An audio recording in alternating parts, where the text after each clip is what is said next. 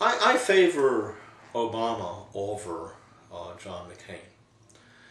I think that if Obama is president, that things will be a great deal better than they would be if McCain is president.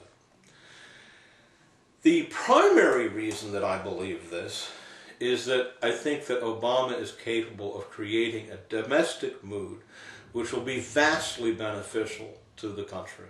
For the first time, American blacks will be able to feel that they're actually participating in the progress of the country and that they are being respected and listened to, and they'll feel that whites have finally given up the majoritarian prejudice enough to allow Obama to win.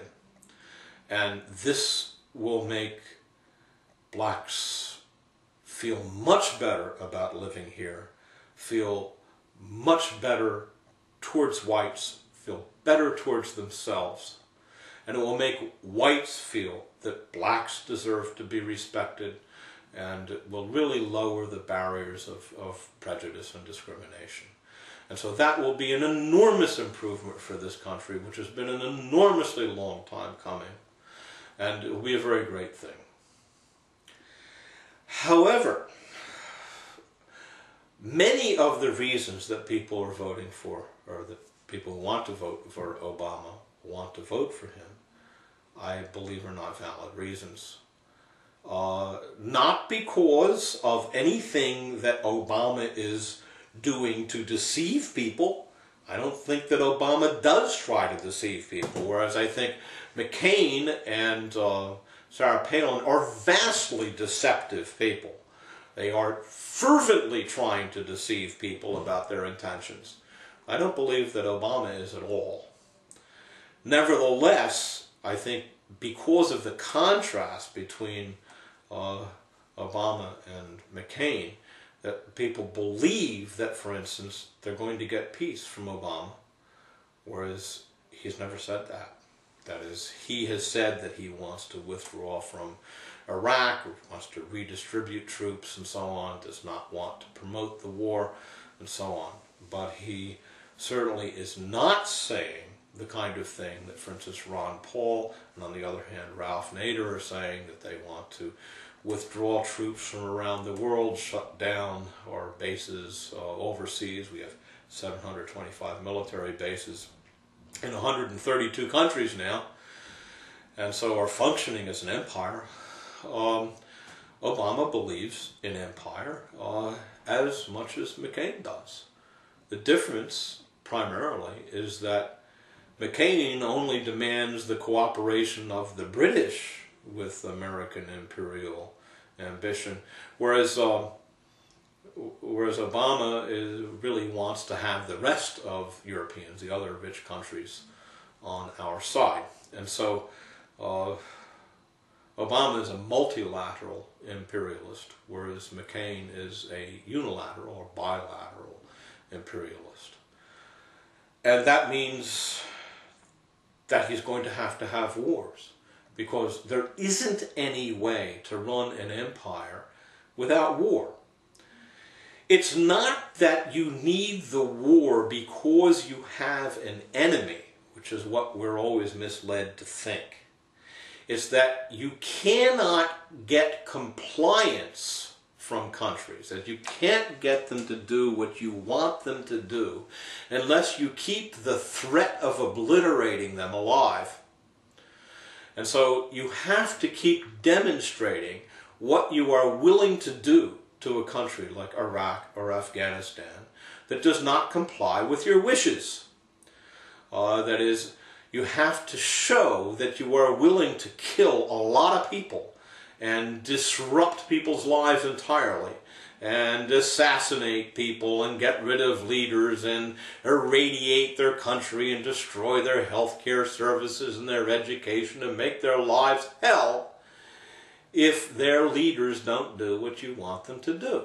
Because if you don't do that, then the leaders of other countries will naturally try to devote the resources of their countries for the benefit of their people rather than for our benefit. The goal of an empire is essentially economic. It's to keep money, wealth flowing from poor countries to rich ones, to enrich the richest people in the rich countries so that they are able to dominate their countries and the world. And that imperial goal is what creates the need for aggressive war. Now, we've been drastically misled about this. We have come to believe, as a country generally, that we get into wars because of a political leader, a particular leader. We think this leader takes us to war and that one doesn't. We voted for Lyndon Johnson in 1964 because Lyndon Johnson said he didn't want to be in the Vietnam War. But then, as soon as he was in office again, he escalated the war. We voted for Richard Nixon in 1968 because Nixon said that he didn't want to be in Vietnam. He just wanted peace with honor, right? And then he escalated the war. And he did it again in 1972.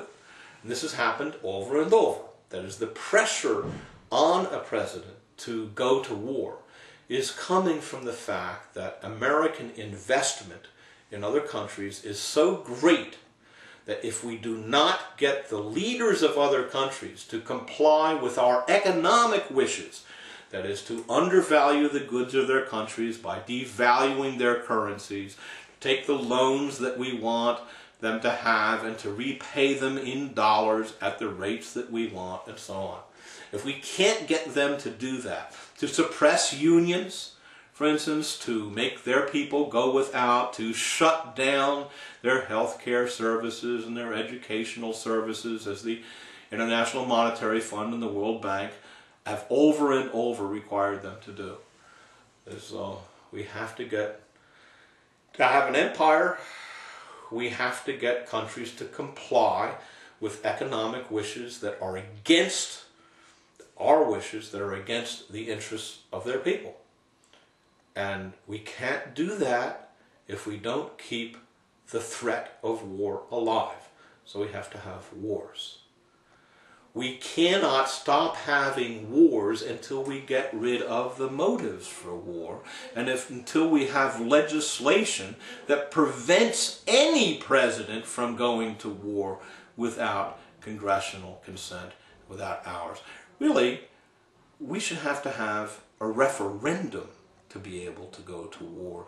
We should be able to tell our government that we don't want war if we don't want it, or that, and I would prefer this, that we should only be prepared to have defensive wars, as our international treaties all require of us. Right? That we should want to obey international law, that we should respect the United Nations, the UN Charter that we wrote, because we at that time believed it was in the interests of us and of the world, and that other countries signed because they believe it was in their interests. We should demand respect for these things to have actual peace, but that's going to require a structural change in our economy to make it more democratic, to make us less dependent on other countries, and to make us less subservient to the will of investors and people who merely have money and political power to manipulate us.